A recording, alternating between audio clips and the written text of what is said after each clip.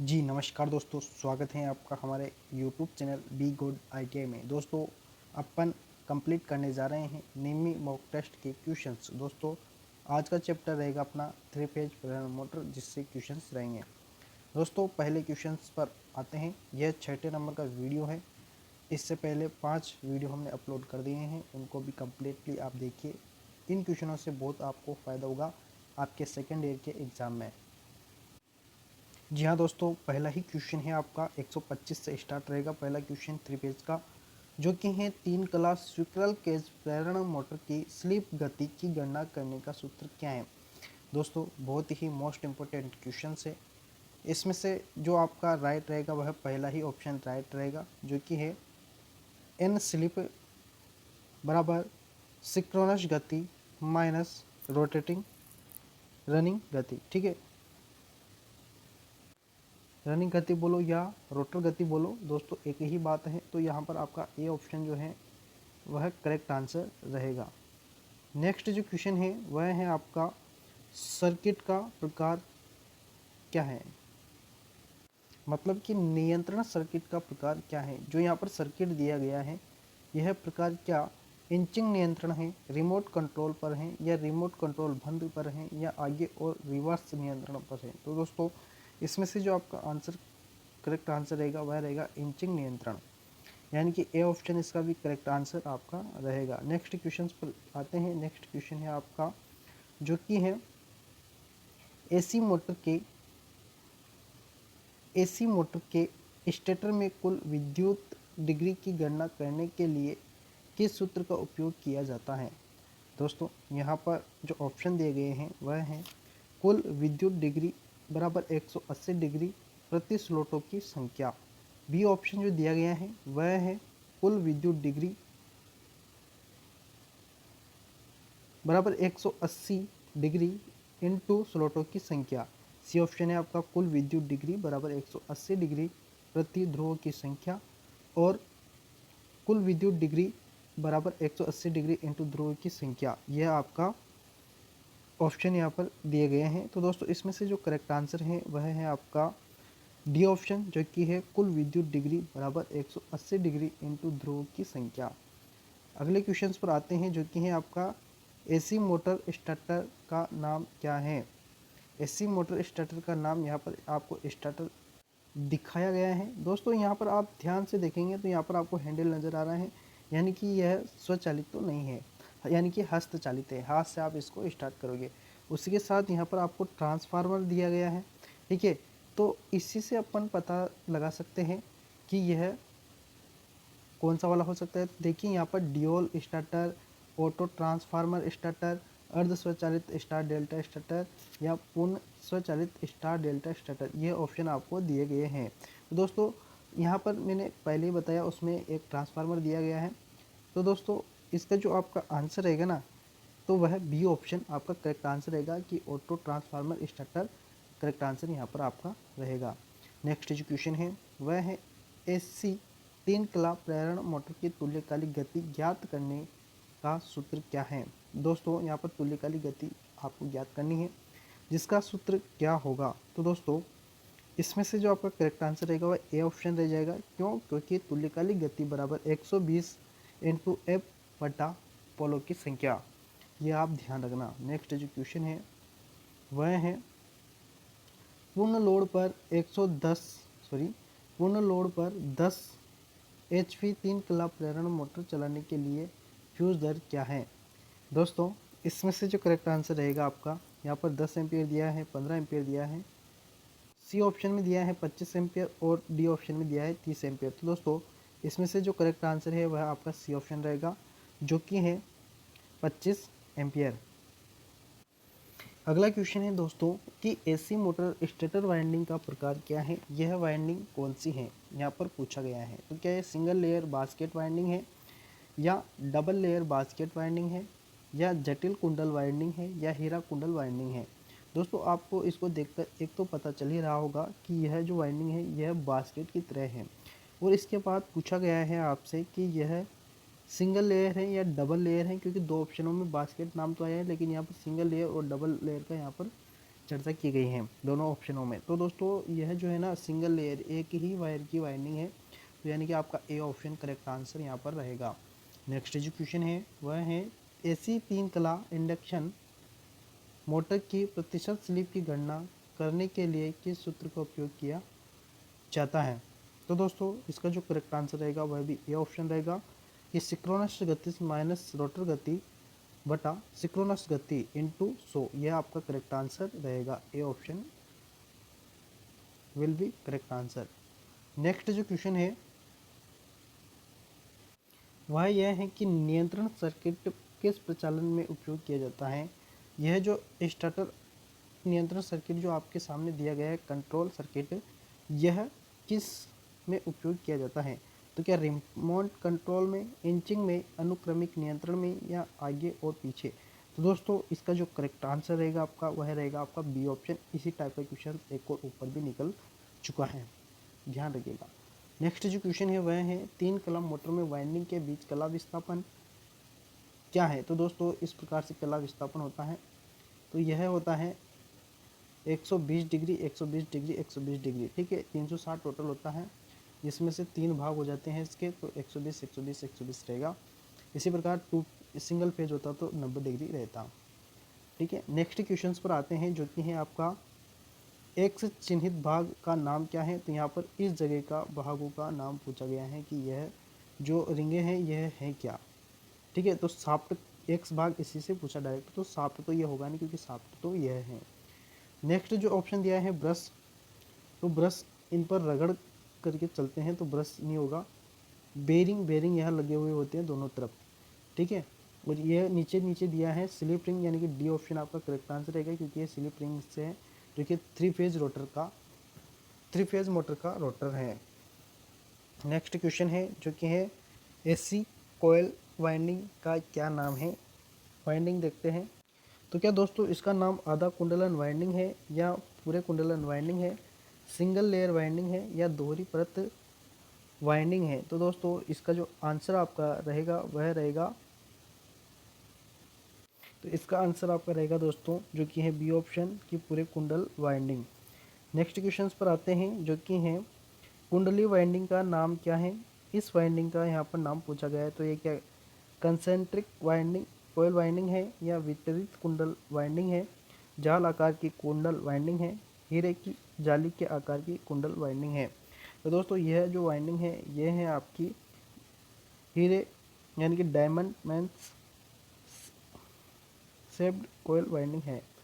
Next जो question है दोस्तों वह है 139 नंबर का जो कि है 3 कला प्रेरण मोटर में किस गति को तुल्यकालिक गति कहा जाता है। तो क्या शून्य भार गति, फुल लोड स्पीड, चुंबकीय क्षेत्र की गति को घुमाते हुए या स्टेटर और रोटर के बीच का सापेक्ष गति। दोस्तों इसका जो करेक्ट आंसर रहेगा वह रहेगा आपका सी ऑप्शन जो कि है चुंबकीय क्षेत्र की गति को घुमाते हुए। नेक्स्ट क्वेश्चन है स्टार्टर प्रतीक का नाम क्या है। स्टार्टर प्रतीक का यहाँ पर नाम पूछा गया है, इसका नाम पूछा गया है, ये जो चित्र दिया गया है ऊपर इसका नाम आपसे पूछा गया है। तो दोस्तों ये क्या ड्यूअल स्टार्टर हैं, ऑटो ट्रांसफार्मर स्टार्टर हैं, स्वचालित स्टार डेल्टा स्टार्टर हैं, अर्ध स्वचालित डेल्टा स्टार्टर हैं। तो दोस्तों इसका जो करेक्टली आंसर रहेगा वह रहेगा आपका बी ऑप्शन जो कि है ऑटो ट्रांसफार्मर स्टार्टर, यानी कि ये जो सिंबल्स दिया गया है ये ऑटो ट्रांसफार्मर स्टार्टर का दिया गया है। नेक्स्ट जो क्वेश्चन है वह है 6 पोल स्टेटर मोटर की विद्युत डिग्री क्या है। 6 पोल स्टेटर मोटर की विद्युत डिग्री क्या होती है जो यहाँ पर पूछा गया है। तो क्या 360 डिग्री, 720 डिग्री, 1080 डिग्री या 1440 डिग्री। तो दोस्तों करेक्टली आंसर रहेगा वह रहेगा आपका सी ऑप्शन जो कि है 1080 डिग्री। नेक्स्ट क्वेश्चंस पर बात करेंगे जो कि हैं 2 ध्रुव 24 खांचे 12 कुंडली वाले 3 कला मोटर की कुंडली की संख्या प्रति फेज प्रति पोलों का जोड़ की गणना करें। दोस्तों यहाँ पर पूछा गया है जिसके ऑप्शन दिए गए हैं, ए ऑप्शन में 1 दिया गया है और बी ऑप्शन में दिया गया है दोस्तों 2 और सी में दिए गया है 3 और डी में दिया गया है 4।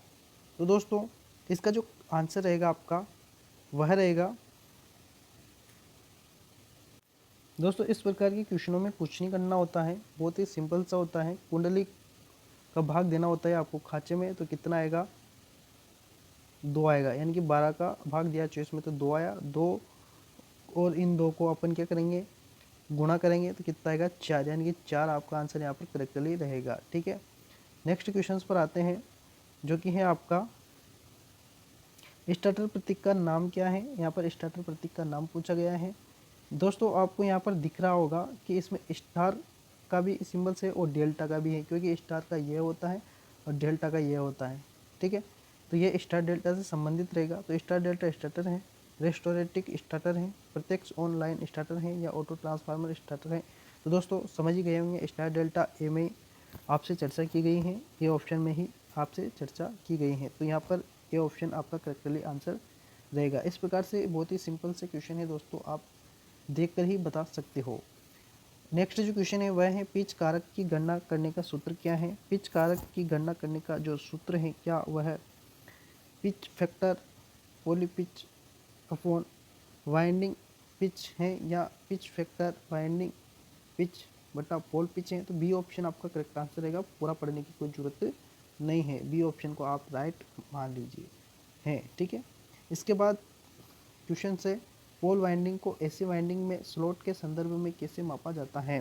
दोस्तों इसमें से जो करेक्ट आंसर रहेगा आपका वह सी ऑप्शन रहेगा, no of slot in the starter upon no of poles, यानी कि आप सी ऑप्शन को राइट कर लीजिएगा। अगला जो क्वेश्चन है वह है कोयल की औसत परिधि की गणना करने का सूत्र क्या है। कोयल की औसत परिधि की गणना करने का सूत्र जो है दोस्तों वह है आपका बी ऑप्शन, जो कि है एल एम बराबर line in plus line out बटा 2 सेंटीमीटर। बी ऑप्शन आपका करेक्ट आंसर है।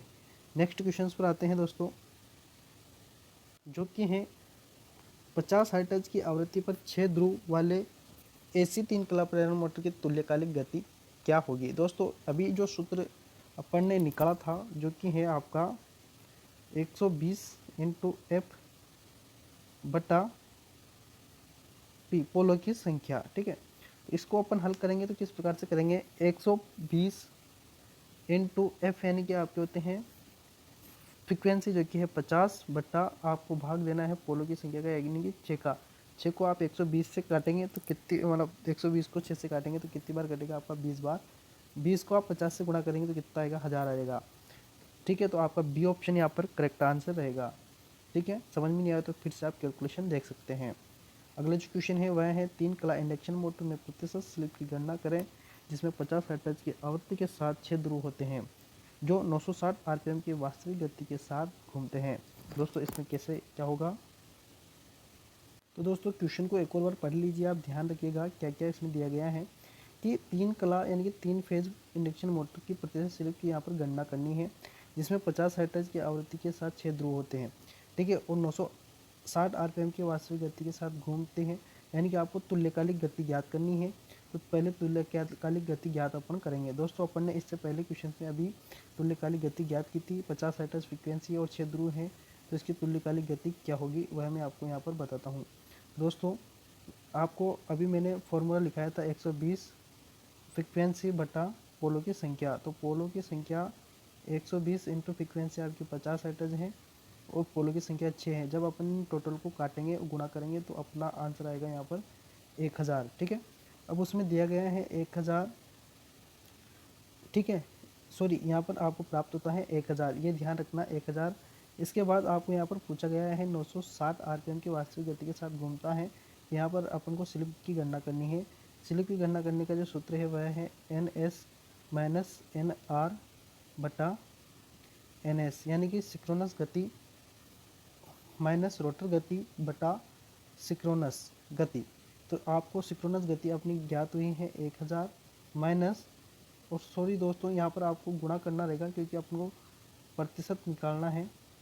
तो प्रतिशत निकालना है तो आपको यहाँ पर 100 से गुणा करना होता है। ठीक है, गुणा आप 100 से करेंगे तो आप कैसे किस प्रकार से करेंगे, आप इस फॉर्मूले को अप्लाई कर किस प्रकार से, देखिए 1000 आपकी तुल्यकालिक गति है माइनस आपकी जो गति है रोटर गति वह 960 है, और 1000 वापस से आप यहाँ पर तुल्यकालिक गति रखेंगे, इनटू आप 100 करेंगे। ठीक है। जैसे दोस्तों 100 1000 में से आप 960 को घटाएंगे तो आपका आ जाएगा 40, है ना। और उसी के साथ आप बटे 1000 इंटू 100 करेंगे। ठीक है।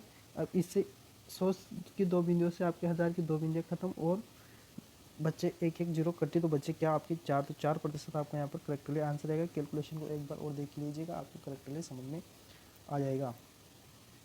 नेक्स्ट जो क्वेश्चन है दोस्तों वह है 3 तला के स्पिंडल केज प्रेरण मोटर की रोटर आवृत्ति क्या है? आपूर्ति की आवृत्ति के बराबर, आपूर्ति आवृत्ति से 3 गुना कम, या आपूर्ति आवृत्ति से 3 गुना अधिक, या आपूर्ति की आवृत्ति से कहीं √3 गुना कम है। तो दोस्तों इसका जो आंसर रहेगा आपका ए ऑप्शन, करेक्टली आंसर यही रहेगा ए ऑप्शन, आपूर्ति की आवृत्ति के बराबर। ठीक है दोस्तों, वीडियो कैसा लगा? वीडियो पसंद आया तो लाइक ज़रूर कीजिएगा, और चैनल को सब्सक्राइब नहीं किया तो चैनल को सब्सक्राइब कर लीजिएगा। ठीक है, मिलते हैं नेक्स्ट वीडियो के साथ, तब तक के लिए धन्यवाद।